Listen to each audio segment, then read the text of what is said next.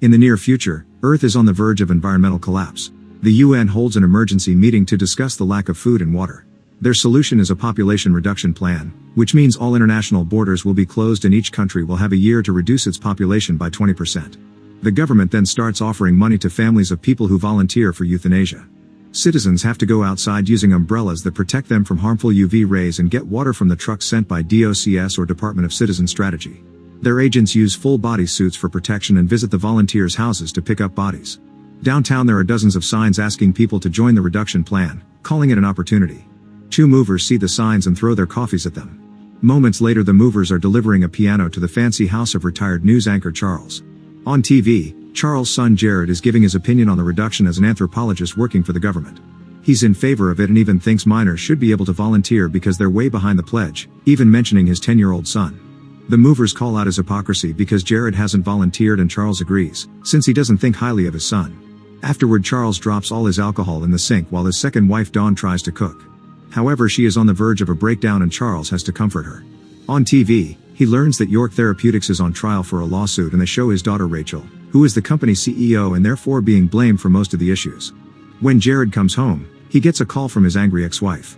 She's furious about his appearance on TV because it sounded like he'd be okay with his son volunteering, which has made the boy cry all day. Garret insists the interviewer twisted his point and wants to talk to his child, but his wife hangs up. When he goes inside, Garret scolds Dawn for using banned ingredients to make the meal. Upstairs, Charles is removing the protective sheet from the window. Soon Rachel arrives with her daughter Mia, which upsets Charles because he only wanted adults for dinner today. But he has to let Mia stay because Rachel threatens to leave. Outside, Charles' adopted son Noah hesitates to come in and has to call his girlfriend Grace for support. He almost has a panic attack and Grace guides him with kind words to calm him down. At that moment Charles' last child Ashley arrives and invites Noah into her car.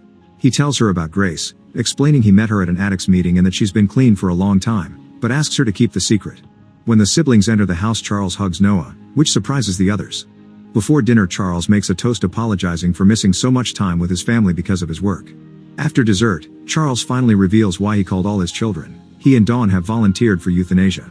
Rachel gets angry for not getting a heads up so she could have left Mia at home and sends the girl to watch TV. Garret doesn't understand why his father is doing this since he doesn't need the money, so Charles tells him about all the natural disasters he covered on his news broadcast through the years. He watched how humans slowly destroyed Earth and made it worse by having 4 children. Charles is also worried that one of the kids could get drafted, so if he and Dawn volunteer then the family is safe from future enlistment.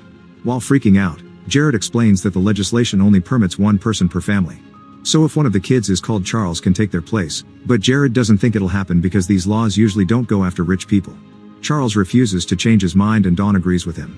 She's a famous chef and thinks that with both of them being public figures, they're setting a good example. Ali accuses her father of doing this for his own reputation and to elevate York's name because he doesn't think any of his kids achieved anything. Noah loses his mind and goes on a rant, hitting the table with his cane. When Dawn scolds him, he walks away. On TV, the news show protests outside DOCS quarters asking the government for transparency, since they deny it's a military organization yet they behave like one. The ad break shows pictures of people who enlisted as heroes. Noah tries telling Charles that the government is faking the numbers. He thinks they've already met the 20% pledge but they continue to enlist people to eliminate certain parts of the population. Poor people are doing it for the money and illegal immigrants are doing it to get citizenship for their kids.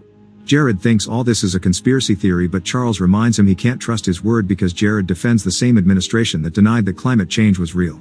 Charles also reminds him that the government blames everything on Asian countries and it's caused a hateful rhetoric that ended with Dawn's restaurant being burned down by bigots. When Charles calls Garret a disappointment, Garret mentions that Noah is a former addict to make himself look better. Ashley defends her brother by mentioning he's clean now and that he's got a girlfriend whom he met during the meetings. Charles is a bit wary to hear he's dating another addict but he becomes supportive when Noah explains Grace is clean too and shows him a picture. Meanwhile Mia is on social media and finds posts doing awful edits of her mother. Then Charles goes to the kitchen to help Dawn but comes back with a note. It turns out she left because she doesn't want to enlist anymore. To make matters worse the DOCS agents are already here because Charles planned for the dinner to be his goodbye.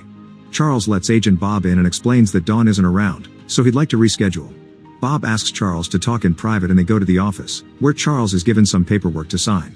However, these cancellation papers documents would freeze the family's assets, publicly classify Charles as a traitor, and send him to jail, so he refuses to sign them. Seeing no other choice, Charles agrees to do the euthanasia now. He gets in bed and most of his kids gather around him, but Noah stays downstairs playing the piano. Charles apologizes for being hard on his kids and promises the estate will be divided equally. Bob first injects him with an anesthetic to put him to sleep, then he injects the chemical to kill him without Charles feeling anything. After the body is taken to the bus, Bob announces he needs a second body as promised. Noah tries to kick him out, so Bob calls his fellow agents, who come in with weapons. He then gives them 2 hours to decide who will take Dawn's place.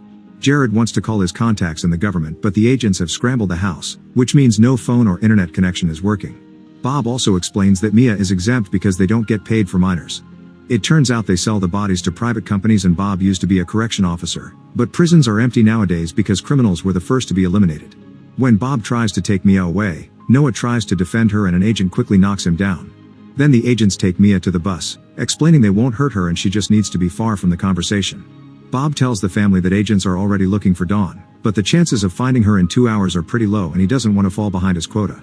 He also shares the contents of the contract, pointing out that Charles let him do it just to protect his reputation. Jared tries to tell Bob that he knows some important people, but Bob doesn't care and asks everyone to think about their lives because surely one of them isn't doing well. Then Bob reveals that DOCS collects people's information from their internet history to their emails, so he starts reading their profiles. Jared abandoned his wife for a very young woman, but she's cheating on him every week. His son wants him to enlist so he'll never see him again. Mia's being harassed because of her mother's problems, and Rachel's board wants to fire her from her own company. She's also wanted for some bank robberies. Before Bob can say more, Rachel punches him. Bob leaves their profiles on a table and asks them to find him outside when they reach a decision. If they don't, the agents will pick for them. Bob leaves and plays cards with Mia on the bus. Ashley checks her father's email and is disturbed to find a certain message. Then she reads her profile and discovers that all the casting directors she met consider her a bad actress, which makes her freak out. The others are reading their profiles too, and Jared tries to put himself together with some slapping. Afterward, the siblings gather and Jared says Noah should do it because their parents gave him a huge opportunity by adopting him, but he wasted it by becoming an addict and accidentally killing a woman. Ashley defends Noah and says Jared should be the sacrifice, implying his ex-wife would agree. An argument ensues and quickly escalates into pushing, so Noah yells at them to make them stop. Then he reveals he came today to apologize for all the trouble he brought to the family in the past, but now he's clean and in love, so he has hopes for the future. After Rachel does some yelling too, they call Bob to ask him some questions. He explains that if they let him choose, he'll make them draw straws. Rachel asks if any body works or it has to be one that was injected by him, so Bob answers that by this point he'll take any body. Then Bob returns to the bus and discovers that Mia destroyed his cards. In the house, Rachel says she barely knows her siblings. They never call each other and only meet for the holidays when Charles invites them. Then she tries to stab Noah with a kitchen knife, but he defends himself and only gets a cut on his chest while Rachel hurts her arm.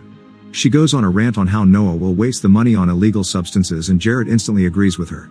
Ashley at first doesn't, but she changes her mind when Rachel points out that the money would help her with her career. As Ashley kicks the knife back to her sister, she reveals that Noah won't go to trial because the family of the woman he killed dropped the charges. The email on their dad's computer proves that Charles paid them off with a huge amount of money, so Ashley thinks this counts as Noah already getting his part of the inheritance. Noah swears he didn't know and tells his siblings that they can have the money, but Jared grabs a poker and Ashley gets some pepper spray. They try to surround Noah, but they're hesitant to kill and he easily knocks them all down. He runs into another room, and when Jared tries coming for him, Noah hits him with his father's trophy. Ashley sprays Noah's eyes and jumps on him, but Noah hits her on the wall before throwing her at Rachel. As he runs away, Rachel throws the knife to stab him in the back. In the bus, Bob is stapling the cards to fix them while mocking Mia for being a test tube baby, saying her mother couldn't get a man. Mia pretends she needs to relieve herself and goes to the bathroom to cry. At that moment, Bob is informed on the radio that Dawn was captured and the body should be there soon. However, Bob tells his coworker to take the body directly to headquarters. When Mia comes out, she says she wants to check on her mom, but Bob keeps her inside, saying that in his experience, people are killing each other by now. He also says that Rachel knew her company's medicine was killing people and did nothing. A furious Mia yells at him and tries to escape, but the guard keeps the door closed. Bob throws a tantrum when Mia doesn't take his arguments about saving Earth seriously, and she concludes he only likes watching people die. Back to Noah, he's in the bathroom removing the knife and a loose tooth. He almost has a panic attack and thinks about Grace's voice to calm himself down. When he writes her a sweet goodbye text, he remembers he has no signal and throws the phone out the window. It lands in the backyard and the text is delivered. Then Noah breaks the piano stool and takes a leg as a weapon. In the kitchen, he notices some bloodstains before grabbing dishes and an apron to make some improvised armor. When he goes upstairs, he finds Ashley, who apologizes and explains Rachel got in her head. She agrees to work with him and they go to the living room, where she points at a picture of them as kids. Noah pauses to reminisce and Rachel uses the distraction to stab his hand into the frame. Garret also tries to attack, but Noah hits him in the face to knock him down. After Noah hits Rachel too, he asks Ashley for help, only for her to run away. It takes some effort, but Noah manages to remove the ice pick from his hand and runs to hide in another room.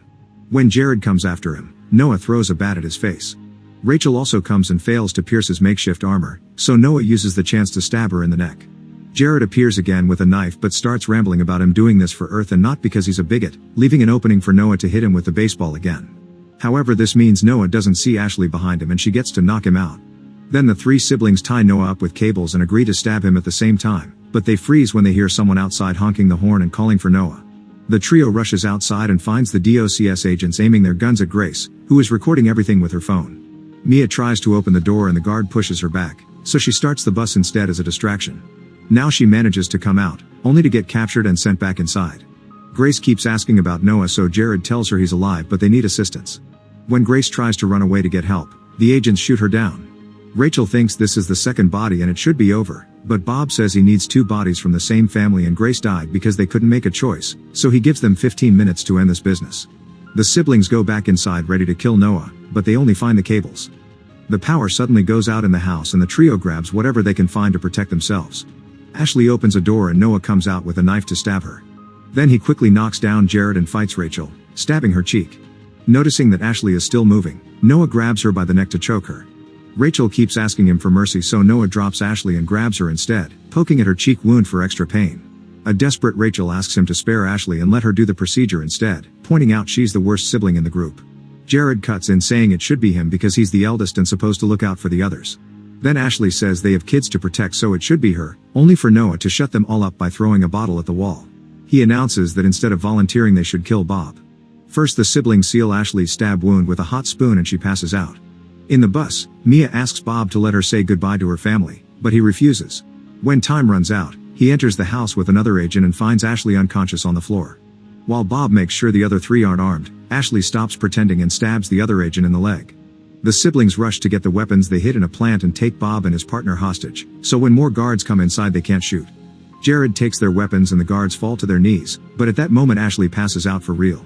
Bob uses the distraction to hit Noah and Garret hits him in return. When Bob wakes up, he discovers all his men are tied up and Ashley's body is covered by a blanket. Bob tells the siblings that if anything happens to a DOCS official, the government will take Mia and Jared's son away. Since the siblings point out they're going to jail anyway, Bob offers a deal. He'll take Ashley's body and not press charges. However, the body under the blanket is actually an agent that the siblings killed when they did the procedure poorly. Getting desperate, Bob tells them they have Dawn at headquarters and a furious Noah starts choking him, but Jared stops him. When the siblings get the needles ready to euthanize, Bob begs for a deal. Sometime later Noah plays the piano in his very own concert. Dawn and his siblings are there with their kids watching him. On TV, Bob appears in an ad full of propaganda saying that Grace and Ashley died because they volunteered.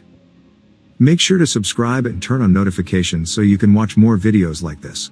Thanks for watching.